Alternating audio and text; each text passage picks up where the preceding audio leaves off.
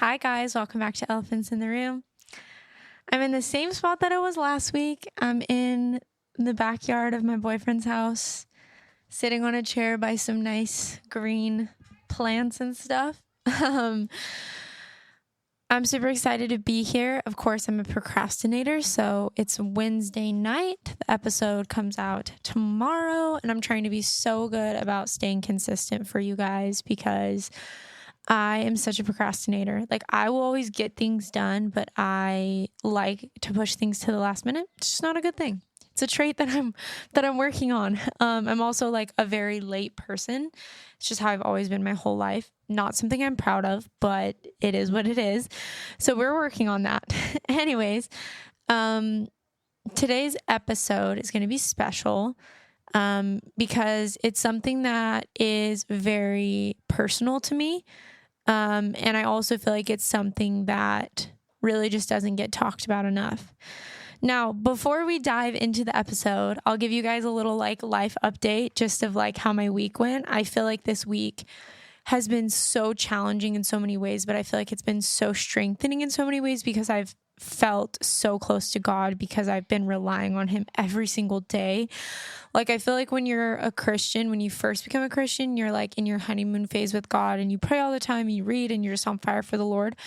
And then, once you kind of get more into it and you're a little more comfortable and you feel like you know God a little better, it's really easy to not do like the daily things that we need and like praying and reading, just little things. And so I feel like I felt very weak this week, but I've been able to rely on God's strength and just be in constant prayer. And just anytime in the day I'm feeling anxious or overwhelmed or I'm going through something, I'm praying. I'm stopping and I'm praying, and it's been amazing. So I encourage you to do the same if you've been struggling. Anyways, so yeah, that's kind of how my week has been. But yeah, let's get into today's episode. So what inspired me to make this episode, and it's an episode I've wanted to do for a while. It's something it's kind of been on my heart. But specifically this week because I went through an experience that kind of just reignited the fire and kind of triggered me a little bit to kind of bring me back into that place of just realizing how painful it is. And so I thought, let's talk about it. Again, I'm no expert, but I'm just going to share some of my experiences with you guys and some of the things I've learned in therapy and in my walk with God and in my healing, to just help me get through these things again. And I'm still figuring it out and I'm still struggling with it, but I do want to talk about it.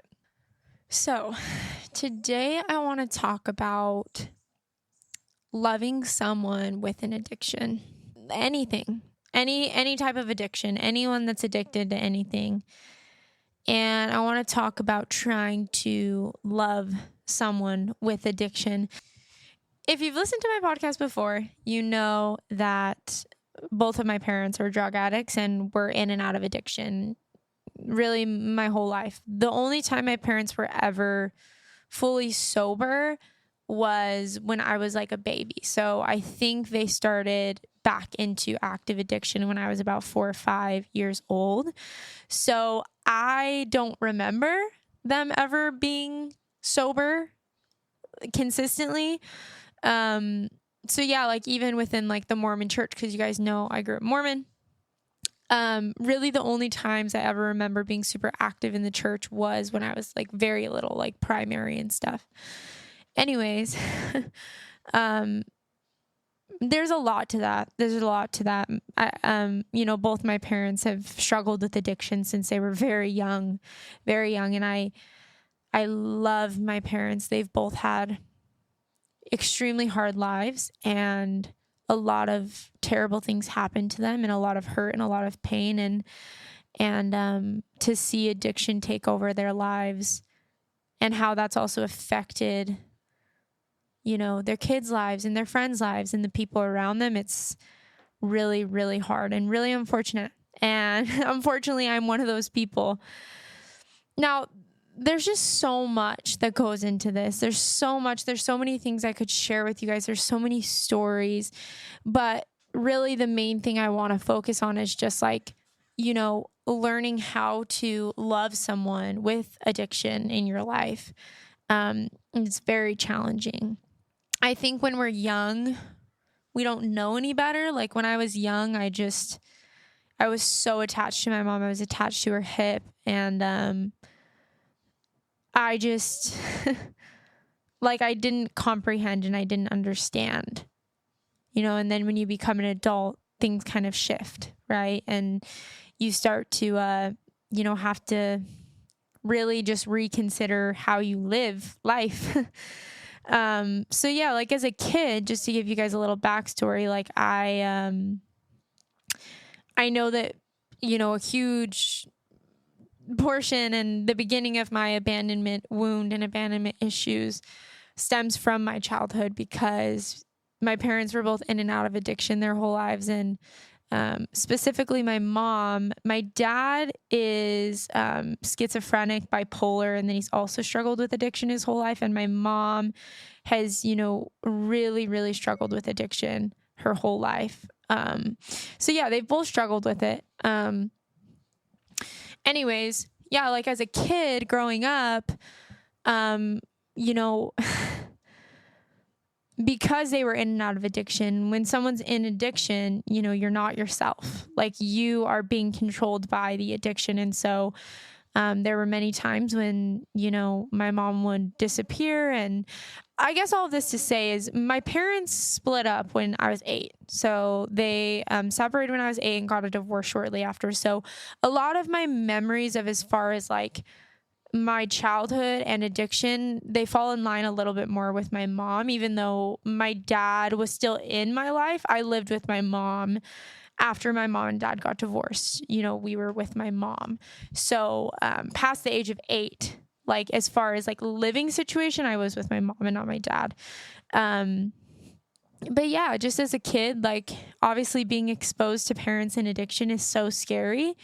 And it's just all you have ever known. So you do question it. You can tell there's something wrong, but yeah, I guess I'm struggling because there's just so much I could say about this, but we'd be here for like 6 hours if I really got into the depths of everything.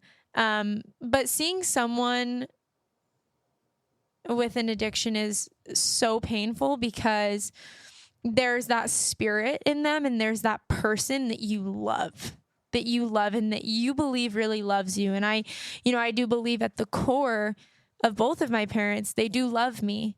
But addiction is such a weird thing because it literally takes over your life. It controls what you do. It makes you into someone that you're not. It literally steals everything from you. And the things that people do when they're in active addiction are just evil and sad. And it's really easy to blame the person. But it's sad because addiction is really a disease, and I can't even imagine. I've never, I have an addictive personality, but I've never been addicted to like drugs or alcohol or anything. And I don't even want to speak too much on that because I have never experienced it, but I have seen what it does to that person and to the people around them. And it is one of the most evil, sad, gut-wrenching things in the world because it takes so much joy and love and companionship and relationships, and it just ruins everything. Like when you're in an addiction, you lose the people around you. You become someone you're not. I mean, it's literally your top priority in life is getting your next fix and getting your next hit. And the saddest thing about that is there is so much hurt at the root of all of that. And, I've had this conversation with my mom, and it's actually really crazy to think about. But one of the things that specifically methamphetamine does is that it literally numbs your emotions. Like you literally become a robot and you become super productive. You don't sleep. You don't feel anything. Drugs and alcohol numb you. They numb you. So that's the saddest thing about addiction is people fall into addiction usually because whether they dabble in something or whether they're looking for something to, cope with. Like typically when you're hurting, you want something that's going to make you feel good. So when you find that thing, that's initially what you go after it for. And then once you're in active addiction, the sad thing is that those things just get worse, because when you're in addiction, you are ruining your life. You are hurting people around you. You are doing things that aren't like you. And so there's constantly more pain and more destruction, and more brokenness and more hurt and more mistakes and more and more and more and more that just builds and builds and builds and builds. And the more of that there is, the more that you're going to need to numb yourself. Because when you aren't using, you're going to feel everything. You're going to feel everything that's happened. You're going to feel everything that you've lost. You're going to feel everything that you've done to the people that you love. And I can't imagine that feeling. I can't imagine. And so it's so sad. It is the saddest thing. Addiction is the saddest thing. And my heart goes out to anyone who has ever struggled with addiction. And I want to encourage you that you are enough. I want to encourage you to give yourself grace. I want to encourage you that God loves you. I want to encourage you that the people around you who maybe have pushed you out or, have fallen away from you, they love you. It's like, it's just so hard. I can't imagine. But I also want to encourage the people who have had to love and deal with someone in addiction, because it is also one of the hardest things in the entire world. You feel like you literally lose that person. You feel like there's two people. You feel like there's the person that you love and the person that loves you. And then there's this like other side of this person who just, it goes against everything that that other person is. And a lot of the times people in addiction, in active addiction, they don't show the people around them that they love them, because their priority is getting the next hit. And so the things that they will sacrifice, the things that they will be willing to ruin, the everything, it's so out of their character and it's so unloving, but it's so sad because it's rooted from a place of so much hurt. We all want to feel good. We all want to feel comfort. We all want to feel okay. And it's just so sad that something as evil as that can exist on this world and can steal and kill and destroy so much love in this world. So I want to encourage you guys with that. But I want to talk a little bit about my journey of learning how to love the people around me who are in addiction. So let's talk about it. As a kid, I didn't understand. As a kid, I just didn't understand. I used to sit at home, and when my mom would be out on a drug run and she would disappear, 24, 48 hours, and I would just call. And she wouldn't pick up, and I would call and she wouldn't pick up, and my body would shut down. I would start hyperventilating. I would start crying, and I just wanted my mom to be okay. I just wanted my mom. I just wanted her comfort. I just wanted her love, but I just never knew when she was coming home. And sad to think at the time I didn't realize this, but the sad reality is there was a chance that she just was never going to come home because of the situations that she was putting herself in. And I never understood how my mom could love drugs more than me as a kid, or my dad. I never understood it because I just didn't understand it. I can see now it's a lot deeper than that. But as a kid, it felt like a direct rejection and lack of love. And the things that does to your mental, the things that does to your self-esteem, it's not good. So as a kid, I was so unhealthily attached to my mom. Matter of fact, when things did get really bad, all my other siblings moved out. So my sister went to college. My other sister went to go live with my aunt. My other sister went to go live with my oldest sister. And I stayed.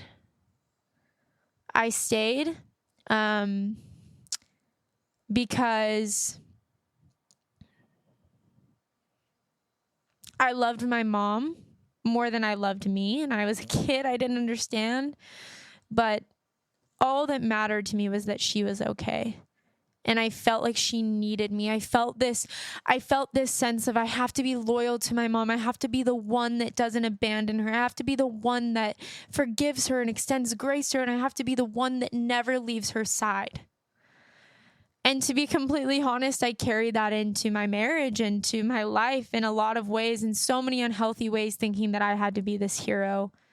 And it created a lot of codependency traits, a lot of anxiety, severe abandonment issues, extremely low self-esteem, because I wanted to save and I wanted to fix and I wanted to heal. And the only person who can save, the only person who can heal, and the only person who can turn someone's life around is God. Like, it takes God softening their heart, and it takes that person being willing to make the sacrifices and do the things that they don't want to do to stop living the way that they're living. And it's really hard. It takes a lot of healing. The root of so many things, I've shared this before, hurt is at the root of everything, which is another side of things. Like, when you see someone in addiction, don't look at the way that they are or look at the way that they act in active addiction and shame them or guilt them or judge them. Because let me tell you something, at the core of that addiction, there is a pain, there is a wound, there is something that happened to them that made them fall into this lifestyle. And the person that you're seeing isn't them. It's that they're literally taken over by a substance that completely changes everything about them. It is the most sick and twisted and sad thing. And so just please extend grace. All of that to say, to give more context into my life and into my story with dealing with that and learning how to love my mom.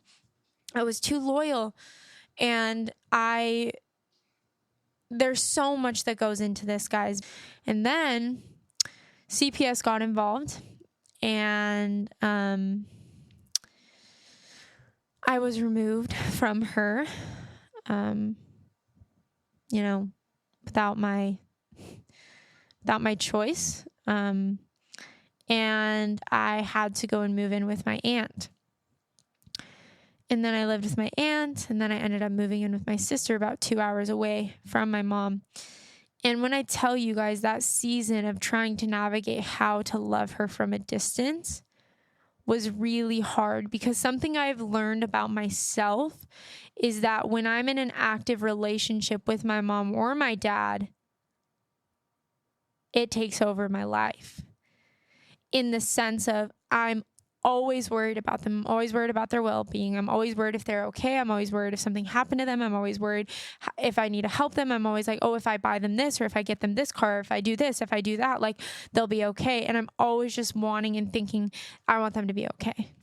And it literally takes over my life, because they are constantly in unsafe situations.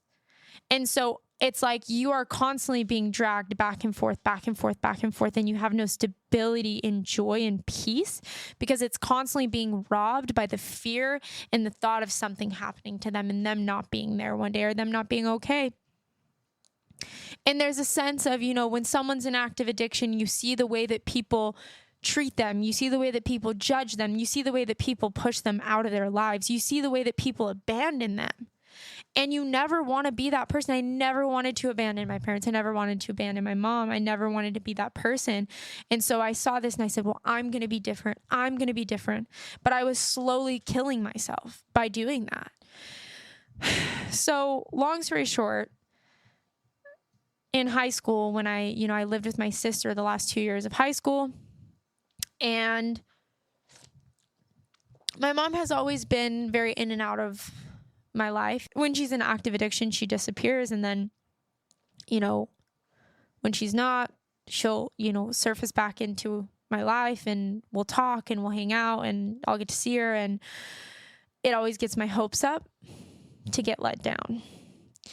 And it's a whole nother story of my dad, and he's always been in active addiction too, but he's kind of always been a little bit safer in the sense of he's not as able to be as mobile, and he's disabled. So like he is older, he lives in a home, and he is, he is in a lot less active addiction than my mom. It's complicated. I will save that for another episode. But navigating how to love my dad with his schizophrenia and bipolar, it's, a lot of the times I want to just see them and feel sad and sorry for them. But at the same time, it's like, at what point do I also have to take care of myself and like set boundaries? And so it's just been so tricky to navigate. So after high school, I got married. That obviously didn't go well. That was not fun. And, matter of fact, when I got married, my mom was on, the week I got married, my mom was on Utah's Most Wanted, or like the same month or something. So that was fun. She definitely wasn't involved in any of that. But yeah, I think when I kind of started to live my own life, I realized that like I loved her, but I also like had to live my own life. And what would happen is anytime that I would, talk to her or see her or give her money or whatever, it would just break me down. Like it triggered me, and it would just like shoot me back down, like where I just couldn't really function. And so it's just this really toxic, messy thing. And it was just affecting me way more than I realized. But I kind of thought, like I thought in my head, like, oh, well, like I am strong enough. I'm strong enough to like still love her and to still be in an active relationship with her, because yes, it hurts me, but like I can do it. I believe in myself. Like I'm strong enough. And I had to kind of accept, like, it's not my responsibility. And it's also like, I'm really not, because clearly it's affecting me way more than I realize. All of that to say, fast forward to when I get divorced and I start seeing my therapist. There's something that my therapist told me when I first saw her, that I'll never forget. And it's really hard. And this is all so complex, my goodness. But I was talking to her about my mom and just everything that happens, and my dad and all the things that have happened to me, all the things that they've done, and how much I love them and my relationship with them and all these different things. And my therapist was like, Nicole, like, why do you give so much? And like, why do you tolerate being treated all these ways for these people? And I said, well, Carrie, it's my mom, it's my dad. They're my family, they're my parents. And she said, I want you to sit down and I want you to write down all the ways that they have been your parents. I want you to think about what a mother is. She said, what does a mother do? And I was like, well, I mean, take care of, nurture, protect. What does a dad do? Protect, provide, take care of. She said, I want you to write down when they've ever done that for you. And I was like, I mean, there's been times, like, of course they tried their best and all these things. And she was like, no. Have they taken care? Have they protected you? Have they prioritized you? And I was like, I mean, no, but like, it's complicated. Like, they struggle with addiction, all these things. She said, Nicole, you can have grace and love and forgiveness for them, but that does not mean that you need to let them in to your heart and put the expectation on them of mom and dad, because they've never been parents. They've never been parents to you. They love you. You love them. They're obviously broken. They obviously have things.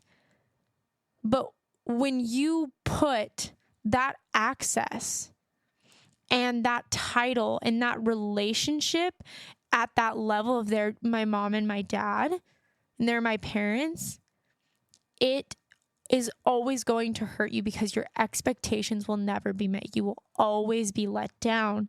And you will also allow access into your life and your heart that they don't have the capability to handle.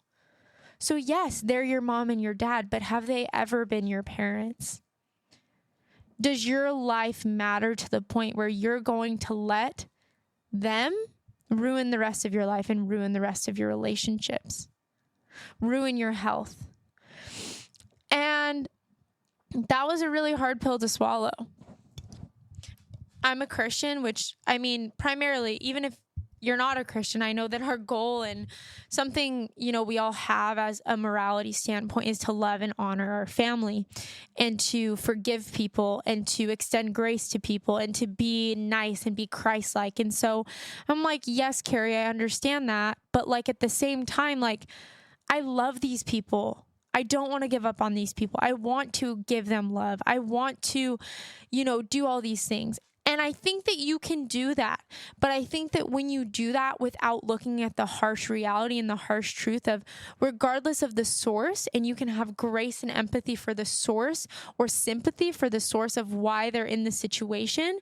If people are treating you poorly and if people are being unhealthy and taking and emotionally abusing you, physically abusing you, any of those things, if people are not healthy and they are affecting you and they are affecting your life and they are literally stealing your joy, they are hurting your health.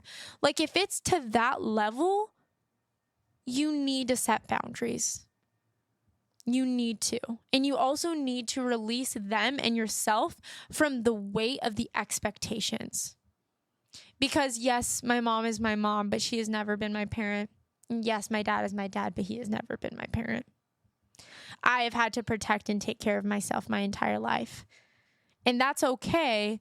But at the same time, I have to understand that if I let them in too close or without caution, because that's what we naturally want to do. We naturally want to trust our mom and our dad. We naturally want to, trust their guidance, trust that they love us, trust their intentions, trust all these things. I have to be careful. And we have to be careful. Because if we understand that someone is in active addiction or isn't healthy, as hard as it is, the hardest pill to swallow is like, sometimes it's better to love someone from a distance. And it doesn't mean that you don't love them. So, with all of that being said, I want to talk about maybe some helpful tips that can help you in dealing with these situations. And what I wanted to talk about that triggered me to want to have this episode is the other day my mom called me and it was really traumatic. My mom recently, like a year and a half ago, got sober and was very heavily back into my life, all to find out she wasn't sober. And she was lying to me and my family. And that was really hard. Oh my gosh. So hard. And I can't imagine how hard it was for her. But since then, she's been in and out of active addiction. And she'll just kind of disappear. And then she'll come back in our lives. Like she won't call or text or be anywhere. We won't know where she is. And then, like once a month or once every other month or once every 3 months, she'll call me and I'll be able to talk to her. And, other times in the month, I won't be able to get a hold of her. And it's just like a whole thing. And so I haven't talked to her in probably 2 months. And she called and, hi, how are you? All these things. And my heart wants to be filled with joy and that wound of wanting my mother's love is like, oh my gosh, my mom's calling. But I'll always be let down because when someone's in active addiction, they aren't themselves and they become someone that they don't recognize and they can become someone that isn't loving and isn't honest and isn't healthy. And of course, not to my surprise, even though every time I think it might be different, I found out she just needed money for something. And she always presents it as if she's calling because she's worried and she cares and she loves me, which I think she does. I believe that she does. But there's usually always something. There's always something that is pushing her to it.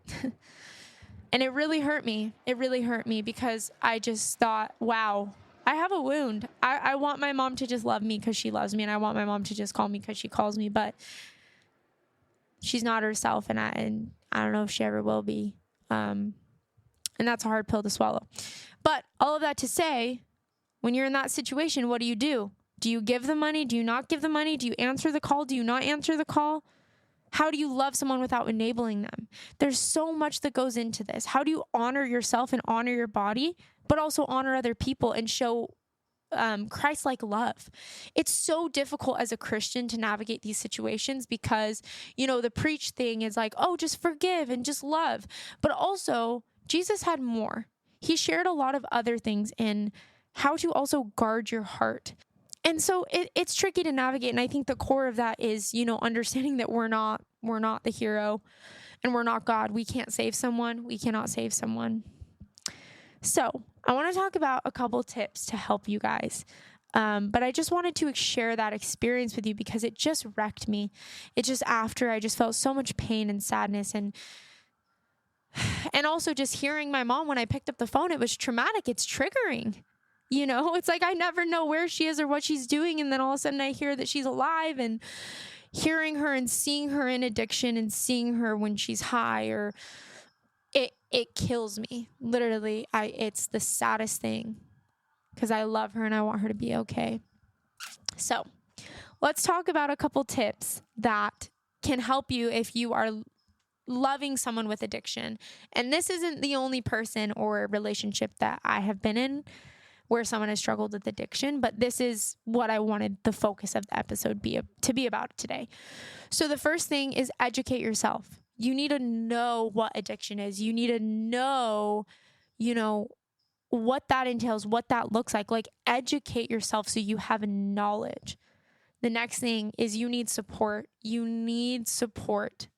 Whether that's a therapist, whether that's a friend, whether that's a church leader, you need to talk to someone. Especially if you are in an active relationship with someone in addiction, you need so much support. The next thing is encourage, don't enable.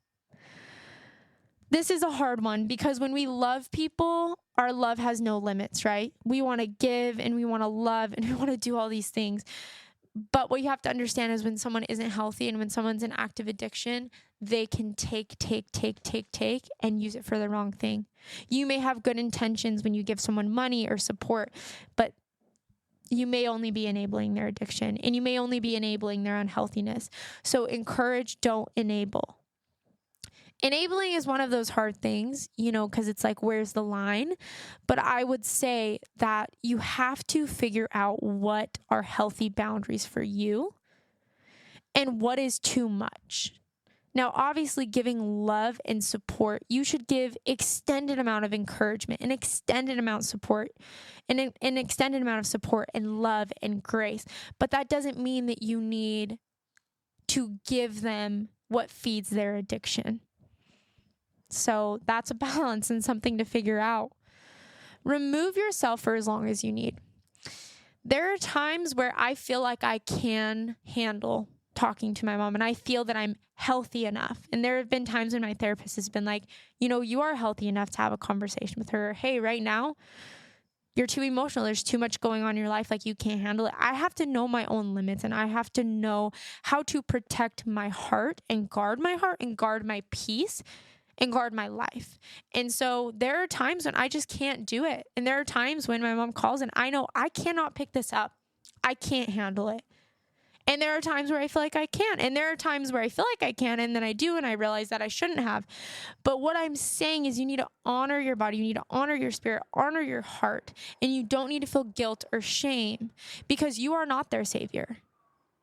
And you are not the one that's going to save them or heal them. And you are not responsible for them. So as much love and support that you can give it. But don't feel like you have to and that you are expected to always drive over yourself and hurt yourself to help someone else. There has to be a balance. Because here's the thing. You can't help someone if you aren't even physically able to help yourself. Like, if you are if you have a broken leg and a broken arm, You can't help someone. Like, if you are already broken, you're not going to be able to get up and bandage their wound. You need to be healed and whole and healthy to be able to help someone else. So please take care of yourself. Encourage them to find support outside of you. If someone in active addiction is coming to you all the time and needing support and validation and encouragement, that's a lot of emotional burden to carry and a lot of stress to carry. So it can't all be on you. Please encourage them to have multiple streams of support and love and people in their lives that can be there for them. Because if all the weight and pressure is put on you, it's too much. It's too much. So you just have to remember, like, you are not responsible for their life and you are not responsible to save them. And if it feels like, well, I'm the only one who still loves them, I'm the only one who's still there for them, that's amazing. But you aren't God. You can't save them. The next thing is, like, have realistic expectations. As sad as it is, being in a relationship or having a family member, friend who's in active addiction, you can't expect them to be what you want them to be. And you can't expect them to be perfect. And you can't expect them to fill that hole or that relationship expectation that someone who was healthy or who wasn't in active addiction could feel. My mom will never be able to do the things that a mom is supposed to do for a daughter. My dad will never be able to do the things that a dad is supposed to do for his daughter. But what's going to hurt me more than anything is having those high expectations and constantly being let down. Extend grace and patience. See them for more than their addiction. There is a root, there is a cause, there is a pain. They are a person like you who is broken and hurting and needs help. And at times we all need help. And, it's the saying, you don't know what someone's going through until you walk in their shoes. And I know that that's true.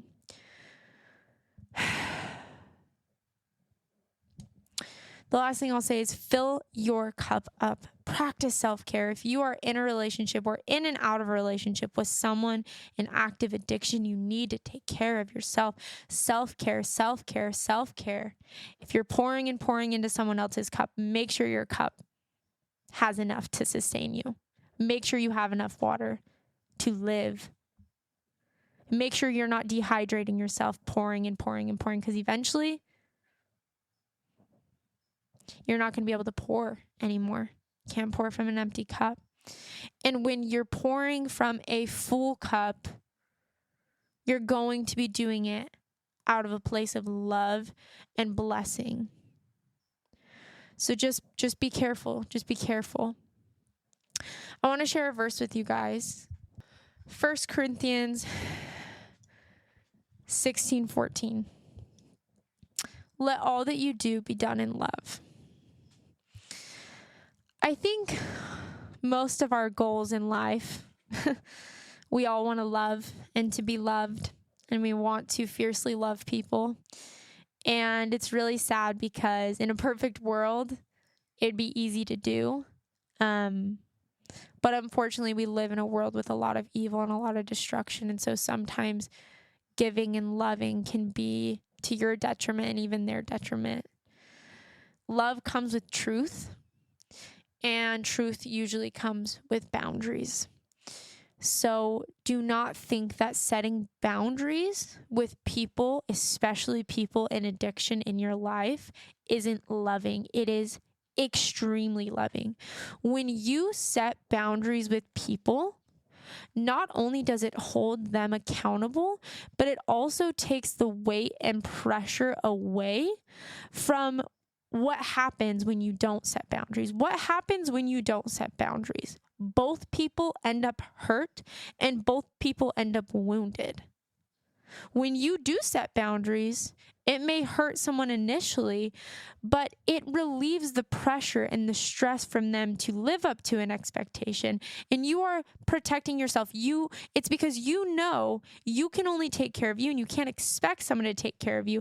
So like if someone hurts you or if someone does something nasty to you and you feel bitterness and resentment, and if they loved me, why didn't they do this? And I wish they would have taken better care of my heart or better care of this. Well, there's also a layer of you allowing them to do that. And when you're setting healthy boundaries, you're setting yourself up to not be put in that situation. So you don't have to hurt and you don't have to be hurt by someone, because when someone else hurts you, it hurts them. Now, I have an episode on healthy boundaries. If you guys want to know more about healthy boundaries, please go and listen to that, because I don't want to go too much into depth about it because it's a long and complicated thing. And then the last thing I want to say is, guys, like, don't feel bad. Like, if you can't have a relationship with someone in your life because of addiction, it doesn't mean that you don't love them. Loving someone from a distance is sometimes the most loving thing you can do. It really is. As hard as it is to comprehend, because it's backwards from our stereotypical idea of love, which is to fight for and to be loyal to and to give and to not abandon. Sometimes creating healthy space creates the healthiest space to be able to love someone else with boundaries, to protect both people. So there is no guilt and no shame for saying, I can't handle having a relationship with this person. I don't ever want to have a relationship with this person. You are not their savior. You are not their hero. God is. Let God take care of them. Take care of you and love the way that you can, but it's just not as black and white as we think it is. It's complex. And that's why I like to talk about these things with you guys, because I don't want you to feel alone. I hope that all made sense. I hope that you guys hear me and you know my heart. If you guys have questions or comments, please, DM me, message me on Instagram. I'd love to talk more with you guys about it. And again, it's hard because I can only fit so much into these episodes. I can't sit here and talk to you guys for like 6 hours. I mean, I could, but I wouldn't do that to you guys.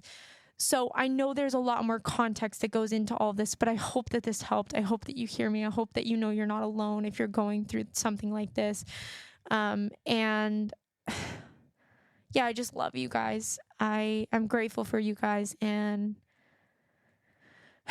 my prayer is that we can all just learn to love ourselves and love each other better, but that we can open our eyes to have so much grace for these gray areas that are uncomfortable to talk about and that are uncomfortable to think about, because it's just not the way that God intended. But we live in a world with evil and with sin, and it happens. So all of that to say, love you guys. I hope you have an incredible week. I'm super excited. I have so many exciting things coming. I seriously just can't wait for the future, and I just can't wait to keep working on myself and my spirit and to keep communicating with you guys. And I want to do so many fun things with this podcast. Right now, I feel like I'm just doing as much as I can, to be honest, but I'm excited for when I feel like I'm in a place where I can do more and more and more. So yeah, I love you guys very much. I hope you have a great week. And if you'd like to support me, you can follow me on all my social media platforms at Nicole.Donna. You can follow my podcast on all social media platforms: YouTube, Spotify, Apple Music, TikTok, Instagram, Facebook. I got it all in the link in my bio, but also it's all just elephants in the room. You can leave me a rating. That helps me a lot. You can share this podcast on your social media with a friend. You can DM me, leave a comment. I love you guys. I'm grateful for you. So with that, I will close this episode by saying, what elephants are in your room? My name is Nicole, and I will talk to you guys next week.